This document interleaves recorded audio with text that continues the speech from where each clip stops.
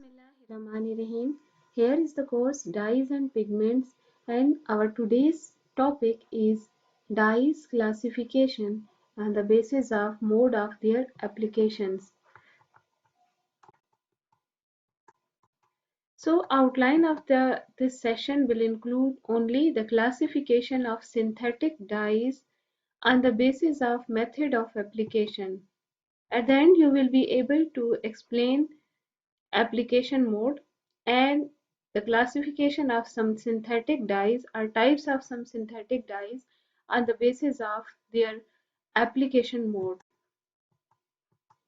So this is the part of your course. इससे पहले ज़रूरी है कि आप ये तरीक़ेकार समझें कि डाई प्रोसेस जो है वो क्या होता है। डाई जो है वो जब हम किसी भी सरफेस को, फाइबर हो, yarn हो, फैब्रिक हो, उनको हमें अगर कलर करना होता है, उसमें डाई अप्लाई करना होता है, तो उस प्रोसेस को हम डाइंग प्रोसेस कहते हैं। और वो डिपेंड करता है कि आपका जो डाई है उसकी नेचर क्या है और उसको आप कैसे अप्लाई कर सकते हैं।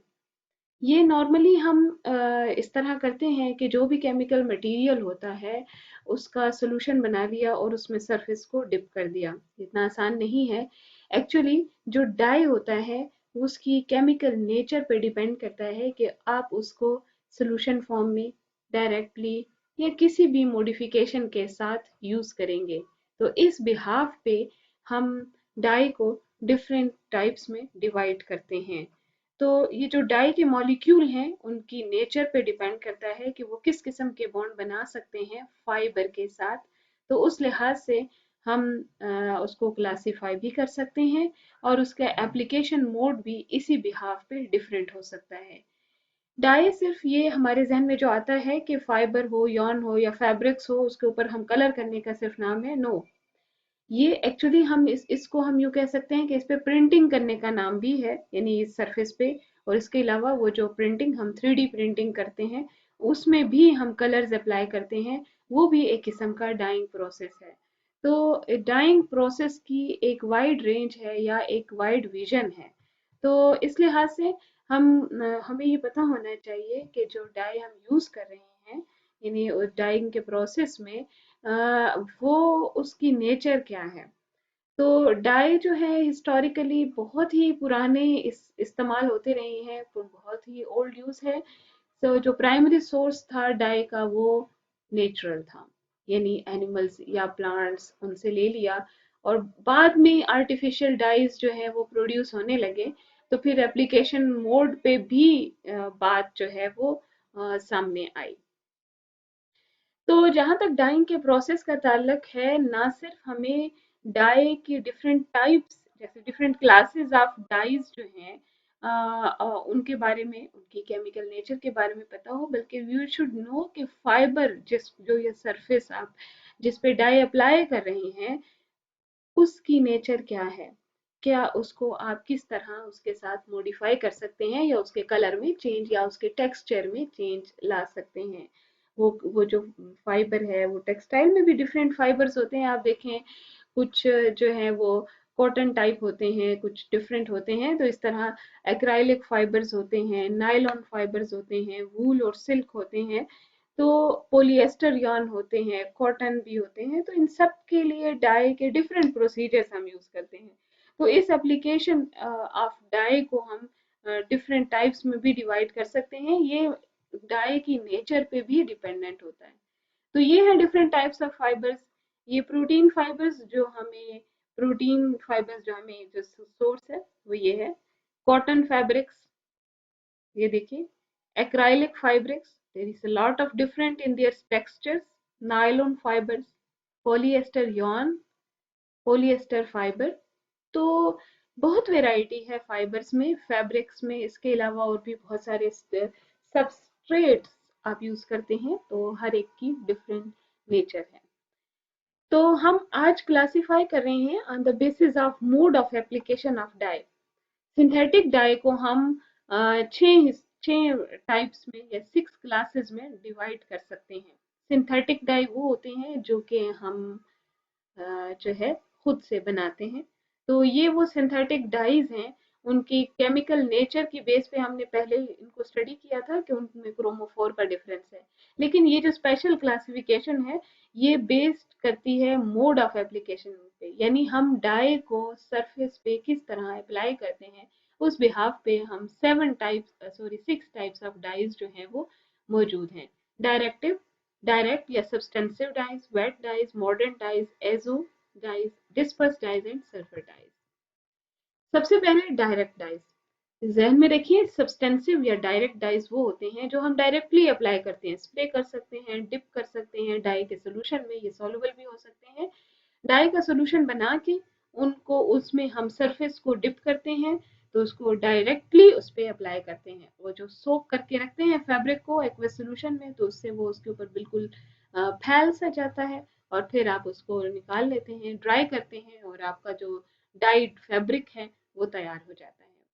लेकिन इसमें भी दो डिफरेंट टाइप्स होती हैं क्योंकि कुछ डाइज जो होते हैं वो एसिडिक मीडियम में सॉल्युबल होते हैं, कुछ बेसिक मीडियम में सॉल्युबल होते हैं। तो ये इसकी दो सब क्लासेस हैं, एसिडिक डायरेक्ट डाइज और बेसिक डायरेक्ट डाइज। तो सबसे पहले एग्जांपल है सब्सटेंसिव एसिडिक डाई की, जिसमें ये है डाइएज़ोटाइल सल्फोनिलिक एसिड। ये बनता है, ये वाला डाई है Congo red, sorry orange acid, orange भी कहते हैं। ये उसका स्ट्रक्चर है, ठीक है। इसको हमने एजो डाइज में भी पढ़ा है, लेकिन ये एजो की वजह से, लिंकेज की वजह से, क्रोमोफोर की वजह से। लेकिन ये सिंथेटिक डाई जो है वो इस तरह प्रिपेयर होता है। इस nitro this is you can say naphthol, और ये डाइएज़ोटाइल सल्फोनिलिक एसिड के साथ हम इसका रिएक्शन करते हैं, कपलिंग होती है और हमें ये डाई मिलता है। ये डाई एसिडिक कंडीशन में सॉल्युबल होता है और पोलर एसिडिक ग्रुप होने की वजह से इसे हम एसिडिक भी कह सकते हैं, सल्फोनाइल ग्रुप है इसमें। तो इसका एक्वस सोल्यूशन और हम इसको डायरेक्ट अप्लाई करते हैं। सब क्लास है डायरेक्ट डाइज की सब्सटेंसिव बेसिक डाइज। उनमें एग्जांपल जो है एनिलीन येलो की है और बटर येलो की है, ये उनके स्ट्रक्चर्स हैं। तो ये दोनों जो है इसमें मैलेशाइड ग्रीन भी है, मैग्नेटा है, पैरा रोजा एनिलीन भी है। ये सारी डिफरेंट टाइप्स हैं बेसिक डाइज की, यानी इनका solution actually basic in nature होता है और आप इसको जब अप्लाई करते हैं फैब्रिक पे डायरेक्टली अप्लाई करते हैं। Second class of dyes on the basis of mode of application is called wet dyes. wet कहते हैं वेसल को, एक छोटी सी तंग सी एक वेसल होती है, या वैट होती है, या एक बर्तन होता है जिसके अंदर ये डाई का जो है सोल्यूशन जो है वो बनाया जाता है। और इसमें खास बात ये है कि डाई का जो सोल्यूशन है उसको पहले सोल्यूशन जो है वो कलरलेस होता है। आप उसको पहले रिड्यूस करते हैं विद सोडियम थायोसल्फाइड, यानी ये आपने एक डाई का जो है सोल्यूशन बनाया उसमें सोडियम थायोसल्फाइड लिया, वो कलरलेस फॉर्म में है। आप फैब्रिक को उसी कलरलेस सोल्यूशन में, ट्रांसपेरेंट सोल्यूशन में डिप कर देते हैं और फिर क्या होता है, आप फिर फैब्रिक जब निकलता है तब भी उसके ऊपर कोई कलर नहीं होता, लेकिन आप उस फैब्रिक को जब आप डिप करने के बाद बाहर निकालते हैं, उसको ड्राई करते हैं, एयर ड्राई करते हैं, ऑक्सीडेशन हो जाती है दोबारा, यानी ये जो डाई था वो अब ऑक्सीडाइज हो गया। तो फिर वो फैब्रिक जो है वो ड्राई होने के बाद आफ्टर ऑक्सीडेशन कलर्ड फैब्रिक के फॉर्म में आ जाता है। ये प्रोसीजर वेट वेट प्रोसीजर कहलाता है और डाई जो इस किस्म के डाई इसमें यूज होते हैं उन्हें हम वेट डाइज कहते हैं। ये चूंकि कंटिन्यूअस प्रोसेस है, वैट में होता है, वेसल में, वैट यानी वेसल में होता है, इसलिए हम इसको वैट डाइज कहते हैं। इसकी एग्जांपल है इंडिगो ब्लू की, टायरियन पर्पल, और ये सारे डाइज जो हैं ये वैसे तो वाटर में इनसॉल्युबल होते हैं, लेकिन अगर आप इसमें रिड्यूसिंग एजेंट डालते हैं तो वो सॉल्युबल फॉर्म में, कलरलेस फॉर्म में आ जाते हैं और फिर जब ऑक्सीडाइज होते हैं दोबारा वो इस फॉर्म में आ जाते हैं कि जिसको हम कहते हैं कि अब वो सॉल्युबल नहीं है। ये है एग्जाम्पल, ये यहाँ पे यॉन को ये वेट के अंदर डाई किया जा रहा है एक बड़े से यूनिट में। ये लैब में हम इस तरह कर सकते हैं, पहले हमने उसका सोल्यूशन बनाया, जब हमने उसमें रिड्यूसिंग एजेंट डाला वो कलरलेस था, कलरलेस सोल्यूशन था और फैब्रिक भी कलरलेस था, लेकिन जैसे ही हमने उसको फिर दोबारा वेट से निकाल के ड्राई किया, ये उसमें कलर जो है उसके ऊपर मजीद प्रोमिनेंट होता गया। जैसे कि मैंने आपको बताया वेट को हम वेसल भी कहते हैं। ये एक और एग्जांपल है जिसमें हमने यहाँ पे इंडिगो की केमिकल स्ट्रक्चर बना के सोडियम थायोसल्फाइड Na2H2O4 रिडक्शन की है। इससे रिडक्शन करने के बाद इसका स्ट्रक्चर इस तरह है और ये सॉल्युबल फॉर्म में है, इसे ये कलरलेस फॉर्म में है। लेकिन जैसे ही आप इसको दोबारा ऑक्सीडाइज करते हैं ये दोबारा इसमें कन्वर्ट हो जाती है। Second example is Styrian purple, ये उसका स्ट्रक्चर है, ये उसका ब्रोमो डेरिवेटिव है और ये उसका कलरलेस फॉर्म है। तो इस तरह हम वेट डाइंग प्रोसीजर के जरिए वेट डाइज जो है वो यूज करते हैं। सिंथेटिक डाई की जो तीसरी टाइप है वो है मॉर्डेंट डाइज। मॉर्डेंट कहते हैं फिक्सर को, इनको हम इनडायरेक्ट या एडजेक्टिव डाइज भी कहते हैं, इसलिए कि हमें इनको डाई करने के लिए हमें एक फिक्सर की जरूरत होती है।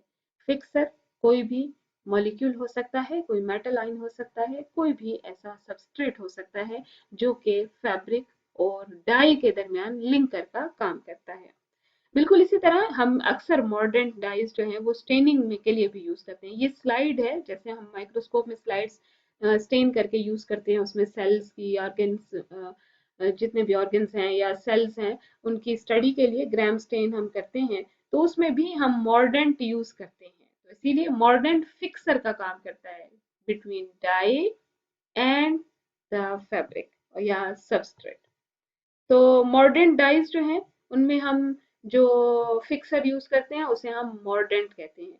मॉर्डेंट कोई मेटल हो सकती है जिसकी एटलीस्ट वैलेंसी 2 होनी चाहिए या 2 से ज्यादा होनी चाहिए, जबकि ट्रैपिंग एजेंट जो होते हैं वो भी फिक्सर का काम करते हैं लेकिन उनकी वैलेंसी 1 होती है। तो ये दोनों में फर्क है, ट्रैपिंग एजेंट में वैलेंसी 1 होती है, मॉर्डेंट में वैलेंसी 2 होती है। तो हम अक्सर ये मॉडर्न डाइज यूज करते हैं ग्राम स्टेनिंग में। ट्रैपिंग एजेंट आयोडीन है, iodine is a trapping agent और इसको हम यूज करते हैं। मॉडर्न डाइज भी जो है हम जब यूज करते हैं उसको हम चूंकि फिक्सिंग मटेरियल भी कह सकते हैं, बाइंडिंग मटेरियल भी कह सकते हैं। तो कुछ एसिडिक मॉर्डेंट होते हैं जो एसिडिक कंडीशन में फिक्सर का काम करते हैं, जो कुछ बेसिक होते हैं। ये कुछ एग्जांपल है उसकी, मेटल साल्ट्स हम यूज कर सकते हैं, ठीक है, टैनिक एसिड यूज कर सकते हैं। एलिजरीन is one of the example of mordant dies. एलिजरीन में हम aluminium +3 as a mordant use कर रहे हैं, जो ये देखें फाइबर और डाई के दरमियान फिक्सर का काम कर रहा है।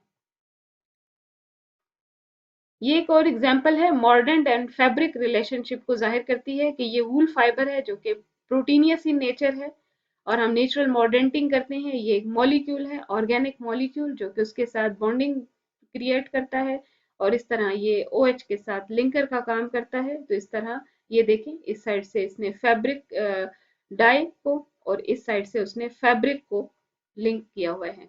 So this is a mordant. Fourth class of compound is azodise. Azodise, as the name indicate, it has N double bond N. लेकिन ये डाई जो होते हैं ये वो एजो कंपाउंड्स होते हैं जो कि वाटर इनसॉल्युबल होते हैं, जो पहले हमने देखे हैं जिनमें को एजो की एक एग्जांपल में हमने पढ़ी है फर्स्ट क्लास में, सब्सटेंसिव या डायरेक्ट में, उनमें भी कुछ एजो डाइज थे लेकिन वो वाटर सॉल्युबल थे। ये वाटर इनसॉल्युबल होते हैं, तो इनको सॉल्युबलाइज करने के लिए हमें कुछ कंडीशंस की जरूरत होती है। हम इनको फाइबर फाइबर पे डायरेक्टली अप्लाई करते हैं, तो इसको हम और उससे और फिर वहीं पे डाइजोटाइजेशन होती है लो टेम्परेचर पे, और फाइबर पे इसका एजो लिंकेज डिवेलप होता है और फिर उसके बाद जो है उसके अल्कलाइन सोल्यूशन में उसको हम डिप करते हैं और फिर उस वहाँ पे डाइजोनियम साल्ट की मौजूदगी में डाइजो लिंक उसके साथ अपीयर होता है। फिर बाद में वहीं पे, मेरे कहने का मतलब ये है कि जो एजोडाइज हैं वो डिवेलप होते हैं on the surface of fabric, यानी हम इसके प्रिकर्सर को मिक्स करके उनका सोल्यूशन बना के उसी में ही फैब्रिक को मिक्स कर देते हैं, सोक कर देते हैं, तो वहीं पे ही एजोडाई जो है वो डिवेलप भी होता है और अप्लाई भी होता है। क्योंकि अगर ये एक दफा डिवेलप हो जाए तो ये इनसॉल्युबल होता है, तो इसीलिए हम इसको एज सच इन सिचु डिवेलप भी करते हैं और डायरेक्टली अप्लाई करते हैं। ये है एग्जाम्पल एजोडाई की, जिसे हम पैरा रेड भी कहते हैं। ये वाटर इंसॉल्युबल होता है, ये उसी वक्त बनाया जाता है, उसी वक्त फैब्रिक पे अप्लाई किया जाता है। फिफ्थ क्लास ऑफ कंपाउंड हमें डिस्पर्स डाइज कहते हैं, ये भी वाटर इंसॉल्युबल्स होते हैं और लेकिन ये कुछ सिंथेटिक फाइबर्स में के साथ जो है इनको हम डिसॉल्व करने की सलाहियत रखते हैं।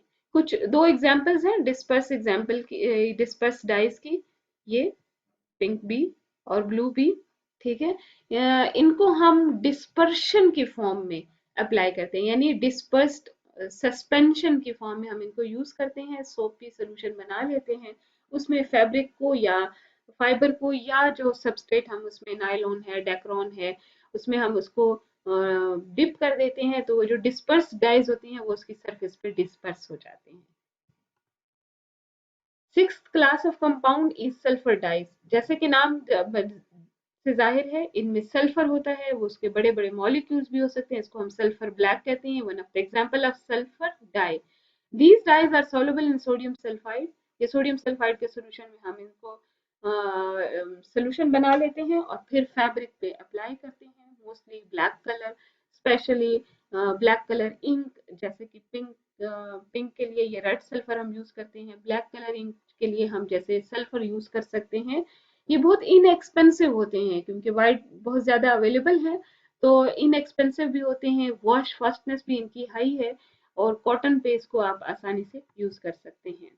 So this was all about the synthetic dyes classification on the basis of their mode of application.